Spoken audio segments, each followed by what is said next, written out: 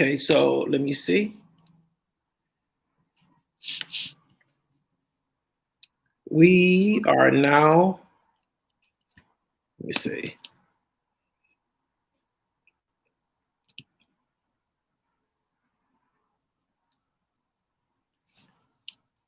Okay.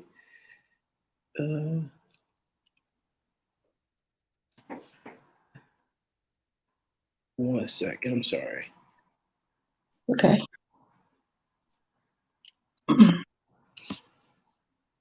Okay, we are live. I'm just trying to find the video, but we're live now. Okay, we're now live.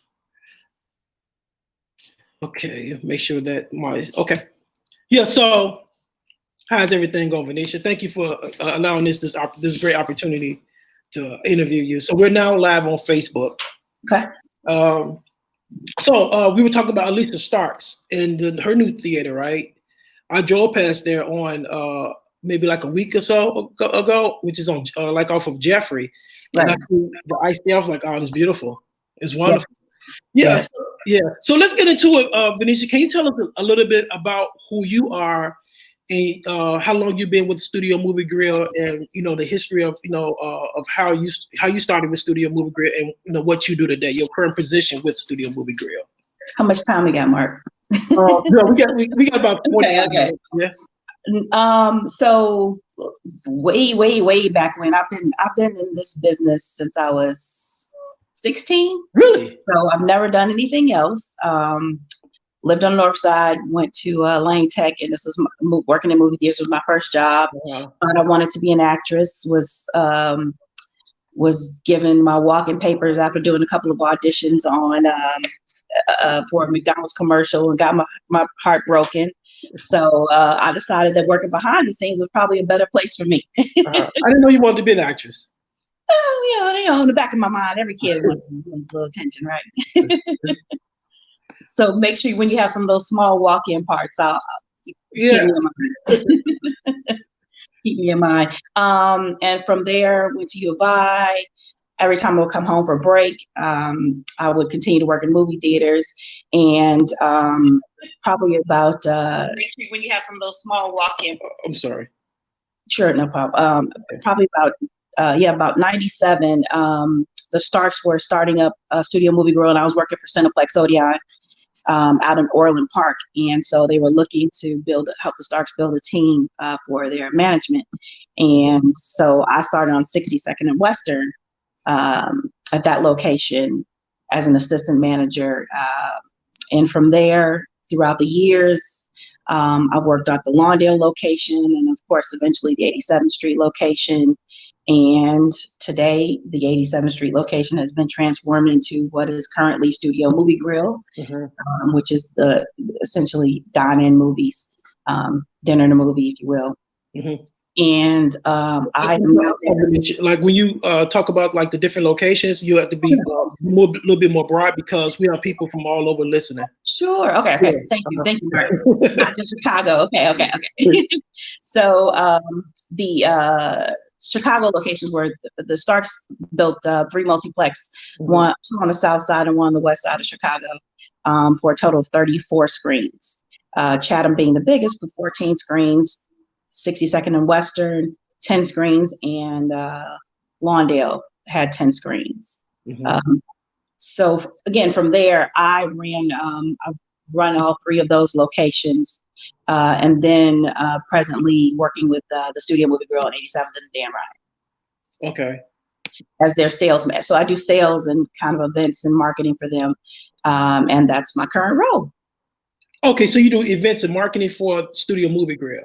Right. So not just in Chicago, Charlotte, Philadelphia, those are my cities. Okay, so like when you let's talk about like on when you're dealing with the studios. So in terms of when they select the major studios, how does that work? What's the process of selecting which films are going to play at which theaters? They use some historical. So we use historical. So if the film is related to another film, like the audience, the target audience. So you would go back and look how a similar film played in the past. Trying to think of a quick example. maybe for the photograph would be an example of how did Queen and Slim play. That would be in general the same audience. And so if that did well at Chatham, then that would be a location that you would, of course, kind of mirror the number of screens that you play the film on, and do that same thing with the upcoming film. So that's kind of how they determine where films go. Also, urban, there's art film, so it depends on what type of film it is. Okay, so in terms of what type of relationship the Studio Movie Grill have with independent filmmakers, in terms of, are they open to? And of course, I know the answers to a lot of these questions already, but that's why I see you smiling like. So, right, that's right. This is not about me. You're asking about Studio Movie Grill, right? Okay. Yeah. So, what kind of relationship do Studio Movie Grill have when it comes to independent filmmakers, in terms of like screening and how many screens that these films are going to be on? If it's just like, what type of releases do you all have, so forth and so on? We've, as you know, we do allow you to screen one-offs, and of course, based on some of those one-off screenings, those have expanded into film runs, which is typically how a film is run, a Friday through a Thursday, an entire week, multiple show times a day. So we're open. We're very open. In fact, you and I discussed right before the COVID-19. What we could do with your film and a couple of other films that I suggested would have an opportunity to kind of tour several Studio Movie Grill locations. And that's still something that once we open our doors, we'll be exploring again. Okay, so what is a one-off? A one-off would be a one-time rental. So one showing, one day, one time.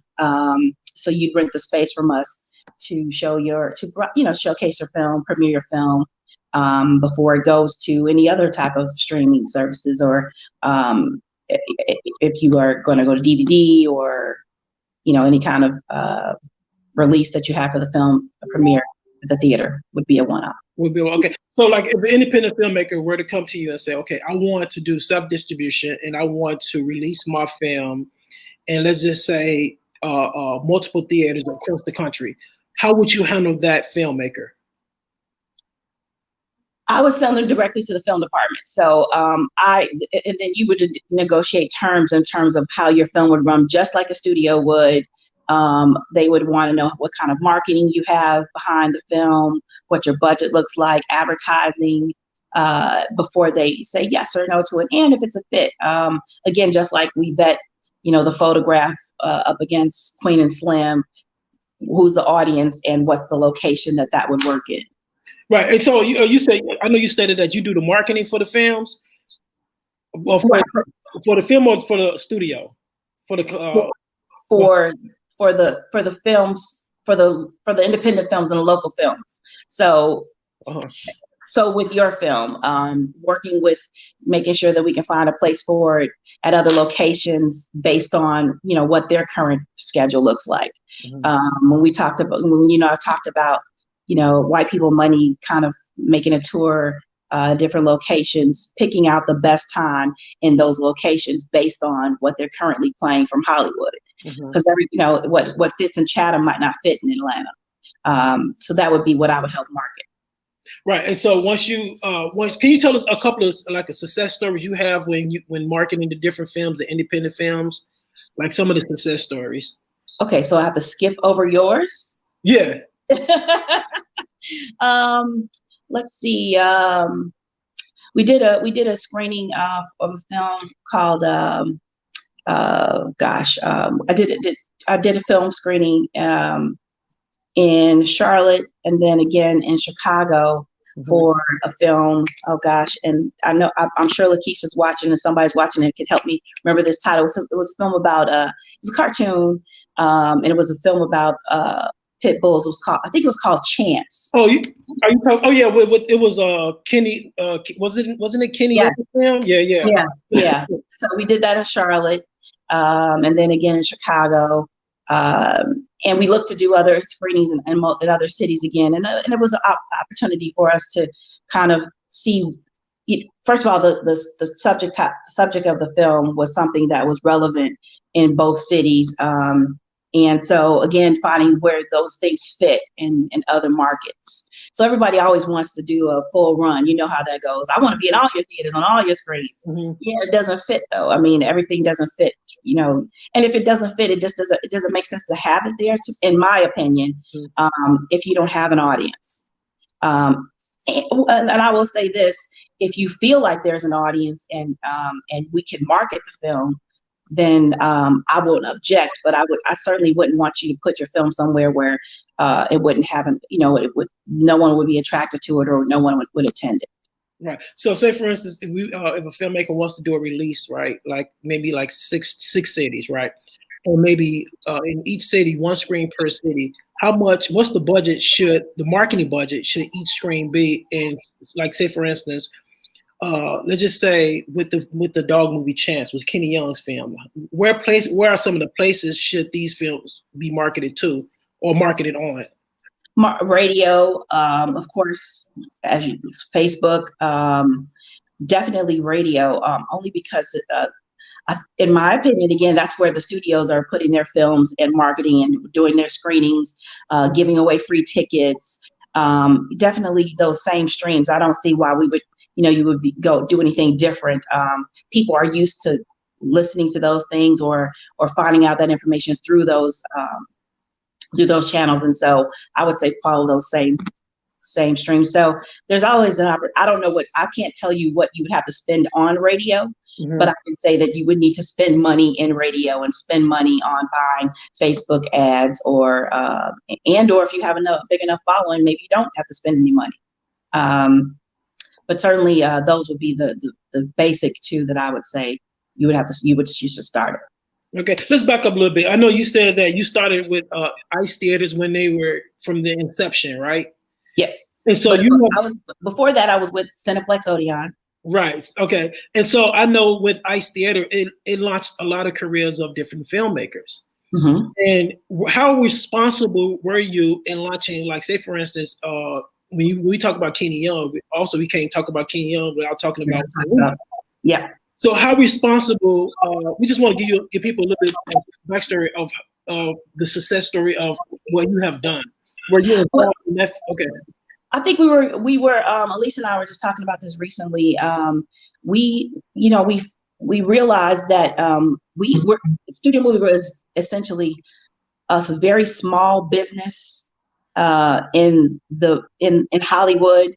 So we had to do things a little bit different. So premiering independent films at our locations and giving them a run, a red carpet screening, bringing Black. Studio Movie Girl or ICE Theater? I'm sorry, ICE Theaters. Thank you. ICE Theaters. Thank you, Mark. No problem. Knew that we had to be unique in helping those films have success. And so from Chicago, then those movies would go to Atlanta, to like the Magic Johnson theaters or the AMCs of the world, because they would have a successful track record of showing in a first run movie theater in Chicago. Twa was another film. Oh gosh, all those early '90s ones that we premiered at Chatham. Real Pockets film. Mm-hmm. Right. Mm-hmm. So I mean, you just think about the history of some of these independents that are. Gosh, I was thinking about this as I prepared to kind of get on the call. How critical it was to be, part of the success of some Chicago filmmakers, and then taking their movie, not just doing something in Chicago, but being able to take it on the road and have a template of success to go in other markets. Okay. So when you see me looking over here, I'm looking at the questions that's coming in. Okay. So I'm not questions. Okay. Well, let's ask when does she think we can get? Okay. All right. So here's a question for you. Sure. When do you think we can get? We're going to have. I know you tired of me asking questions. Mark texts me this question every day. When are we gonna get back up? What was to ask? No problem. We'll get back up. I don't think it will be before June. I personally don't think it would be before June. Maybe for Chicago, I should say. Um, Perhaps late May for some cities, some locations. And again, it's going to be product driven. Uh-huh. There's no product right now. So if you guys have noticed, or maybe you haven't noticed, a lot of the major blockbusters have moved on to either the end of 2020 to the first quarter of 2021. And that hurts. That's the number one draw. So as we discussed, the things that would be the draw in my mind would be now talking to independent filmmakers and asking them to bring their audiences in and help to fill movie theaters again. People are going to be leery to come out, and I mean, I don't see why we're any different than a sporting event. I don't know. I believe that we will open in June, but it will not be the same. But if, say, for instance, once you all are open, this can be a fortunate, it's an unfortunate situation, but it could be a fortunate situation for independent filmmakers. For independent filmmakers, that's. I'm in the belief that independent filmmakers have the opportunity to pack movie theaters because your family and friends and supporters will be glad to come and see your work. Theaters will probably focus on bringing out classics to get people excited about being together again and watching movies on the big screen again and remembering when you saw E.T. or you saw, The Color Purple, Coming to America. You just be wanting to get together again. And then that's where the independents have an opportunity to get in. Okay, so here's a question too, which I think is a very interesting question is, do you think that theaters may need social distance seats and have capacity? So right before closing, we had actually already started to practice social distancing in terms of you buy tickets online. So the seats that were available were almost like every other seat, then two rows back. So while we might have 150 seat capacity, we would reduce the seating availability to approximately 50%, so that we were able to allow the guests to practice social distancing. I think that's still going to be a real thing when we do open back up. So the packed houses, that I don't see that happening soon. I don't see that being encouraged. I don't see, when you ask me how many seats do we have, the language right now would be 50. You have about 50 available seats to do a sold out performance, a social distance sold out performance. So we may have to book about 50 screens. Exactly. Exactly. Right. Someone says this would be a great time to reinvent the drive-in theaters experience. Could be great fun. So have you all thought about something like that with Studio Movie Grill?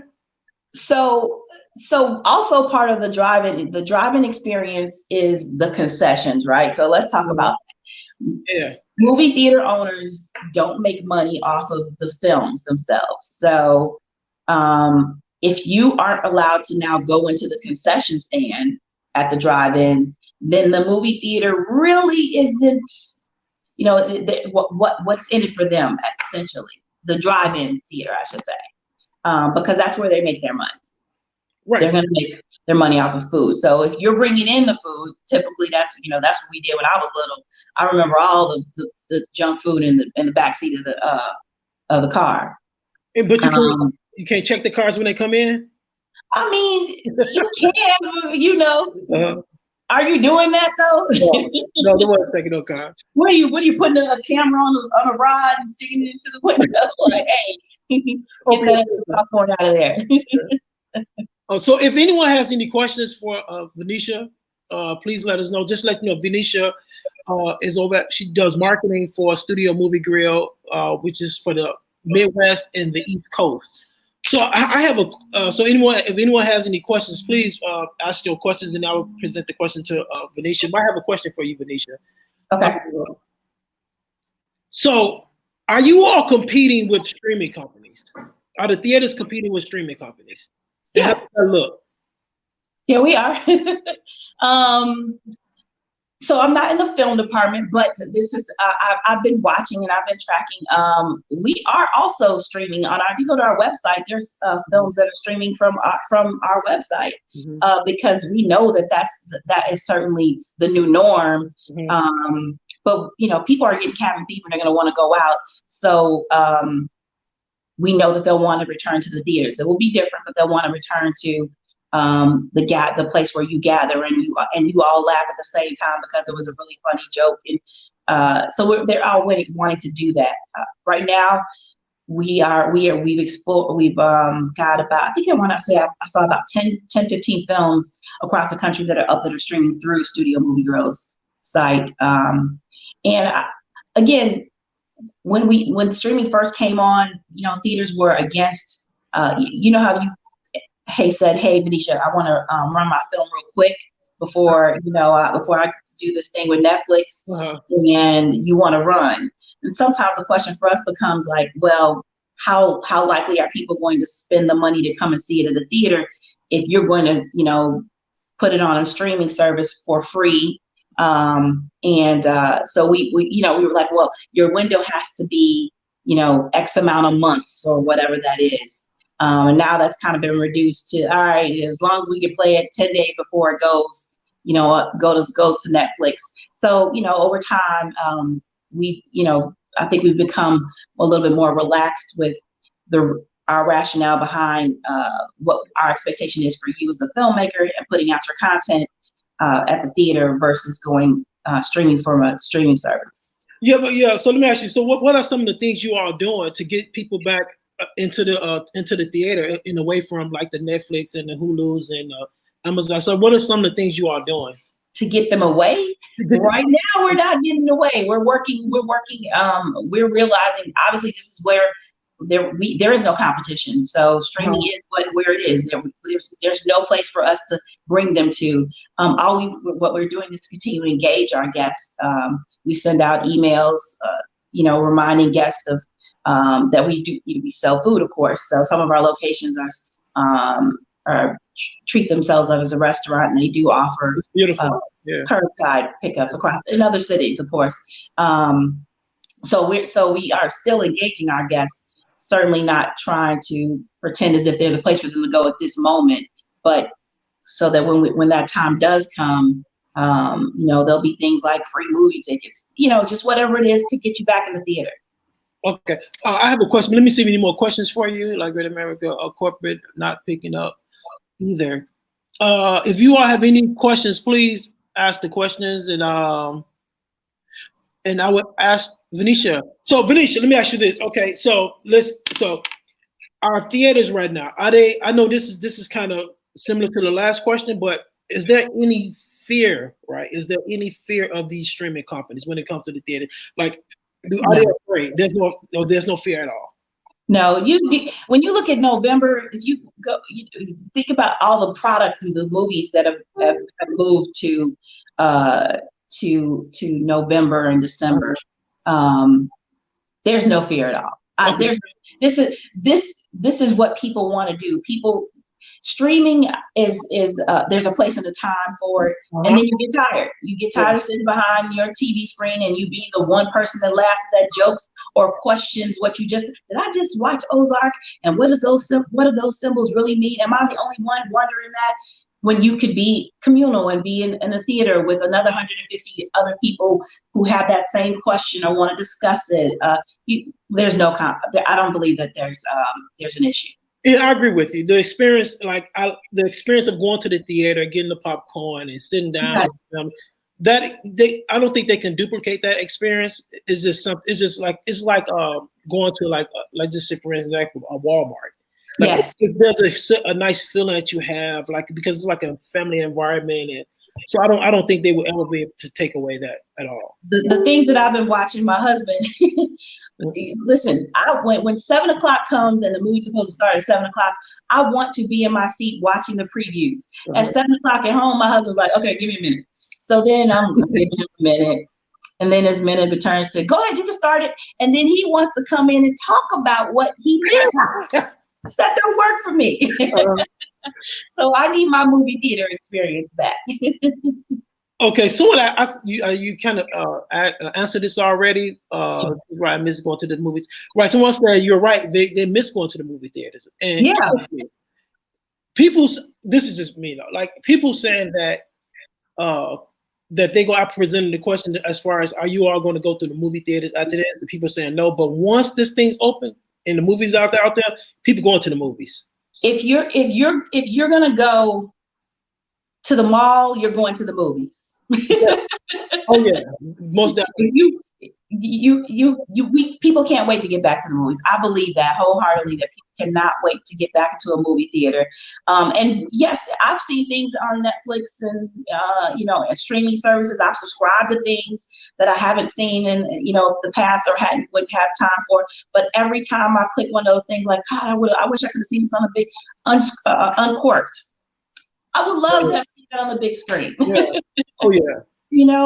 I thought about an entire theme of how we could have did an entire event around that film with wine tasting and that did you get a chance to see that one? No, I haven't seen it yet. It's okay. On the so Netflix, yeah, so on the list, right? But I would love to have seen that with more people, and then you start telling people, hey, make sure I did watch it. So it's like, oh, maybe you watched it already. We didn't see it together or whatever that is. But I certainly believe, and not because I work for movie theaters, I certainly believe people can't wait to get back to the theater. Yeah, absolutely. So here she's right. I'm going to. So someone asked, what are some examples of an independent filmmaker can market their film? She already answered that. You can go back into the interview. It's going to be up and take a look at her answer. People still go to record stores, and someone says people still going to record stores are definitely going to go to theaters when we are coming out to see. Let's take it for one person. I get to okay. So if anyone has any questions as far as to Venisha, please ask the question. We only have maybe like 5 minutes left. So yeah, so Venisha, let me ask you this, right? Sure. So after this is all done with the coronavirus, right? What do you see theaters? What do you see is going to happen with the theaters, like after the coronavirus? We've been discussing that. We're already in our mindset is that we're ramping up to get to be ready to go when they say we can go. That being said, and like I said, continuing to engage our guests, streaming things that are available to our guests, and then preparing for the day we open the doors. And I again believe that will be a ton of independent film and a ton of classic things that make people feel good. We want to go. I think that's the goal. That's where we'll start. We'll bring back the classics, and in different markets. There's different classics for different markets. Mm-hmm. The Wiz and the Wizard of Oz. What were you doing when you were a kid, and who did you see it with? That brings back memories, and so you'll be encouraged to come back to a movie theater and watch those things there. And then we'll transition into the Hollywood blockbusters. And before you know it, the theaters will be on the upturn. Right. So I have two questions, but my next question is, okay, so are you all when you talk about the classics, right? Are you all doing a deal with the different studios to bring back these classics, or are you all just going to screen them? How does a deal like that work? They already have a classics department. They've always had a classics department. So after films run, they kind of go on the shelf, and then there's a department of people who. So when I get requests to play Cooley High, we reach out to classics for that. And so they already have their deals. Some of their questions are like, if you wanted to show Cooley High, will we charge an admissions for it, or is it free? And that's how they determine what they charge you. Okay. But typically it's a couple $100 per film. It's not bad at all, because they're classics. Yeah. They're classics. So and then I will say that the studios will probably be rethinking those terms as we go forward, because I think everybody will kind of kick off with classics. Right. So, but are you going to do classics plus independent films? I believe so. Yeah, side by side. Okay, that's gonna be great. I mean, this is a great opportunity. White People Money, right next to Color Purple. Oh yes, Coming to America. All three of those right in the same. Pick which one you want to go see. yes, I love it. So you mentioned on Studio Movies Grill website they're streaming. So are you all streaming studio films, independent films? If someone wants to strike a deal or stream their film on a Studio Movie Grill, how can they do that? I can put you in contact. So that would be with the film department. So I can put you in contact with whoever the correct people to get that going. But yes, that is definitely an opportunity, and they are charging for them. They're not free. Right. Okay. Great. Okay. It's different movie going experience. Yeah. Someone says, right. Tommy Nichols, you know Tommy. Yeah. Yeah. He says Studio Movie Gear is a different movie going experience than most movie theaters. Hey, Tommy. Absolutely true. Absolutely. What is the licensing fee to play Wizard of Oz or Classic? She said about a couple of $100, right? It starts at a couple $100, and then sometimes it's there's a percentage. So they want to, if you're charging admissions, then they want a percentage of the box office. Well, Richard Troy, I think in 87, we would not be playing the Wizard of Oz, we'd be playing the Wiz. Exactly. different markets. In Dallas, in some of our locations, they will play Wizard of Oz. Okay. Enacting so well. She answered this question already. Yes, she would be enacting social distancing once things open up. She definitely answered that. Will you add anything extra to entice hesitant moviegoers? Which is a good question. Are you going to add anything else to entice moviegoers? I've talked about this with other people in my field and in my role. And I'm sure that there'll be like some sort of, bounce back, if you will, like, hey, buy one ticket, get the next one free.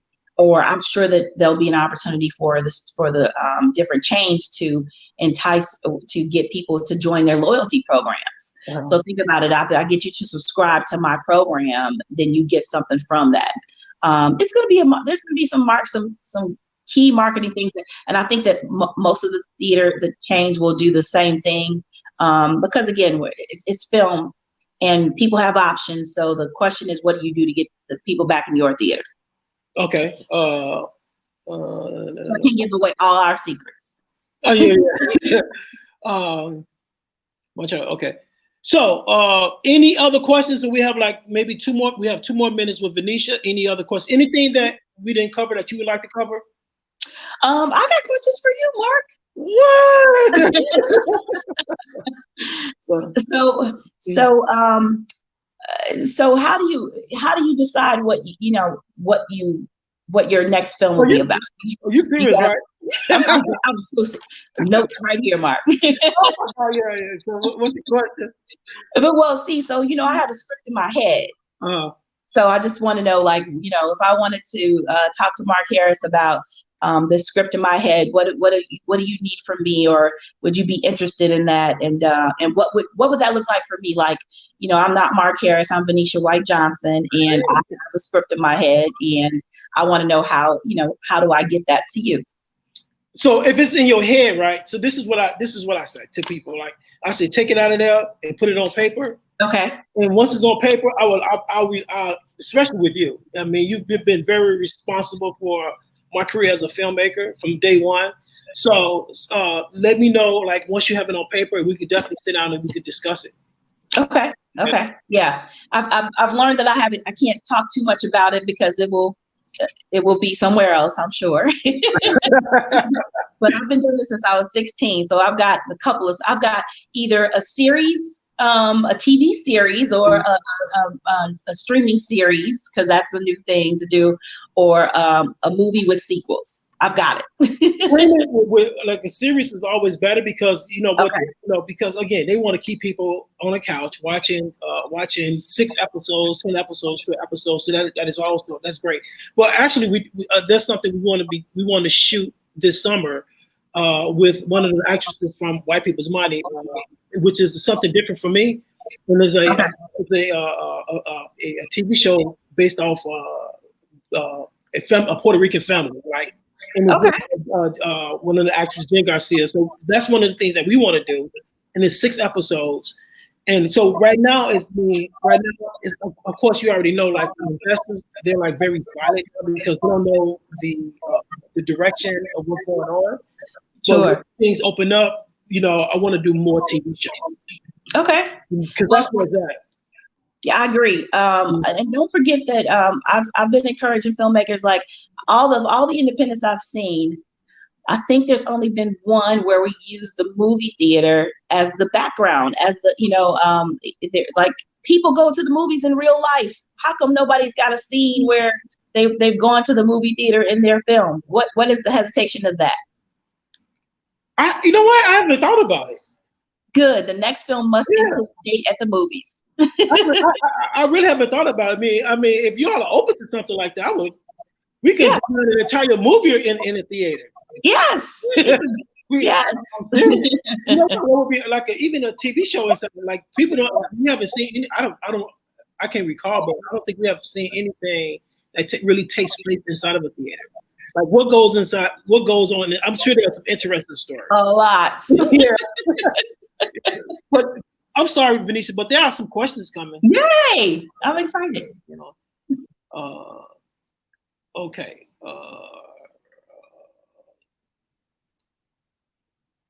Okay, let me see. It was a good one.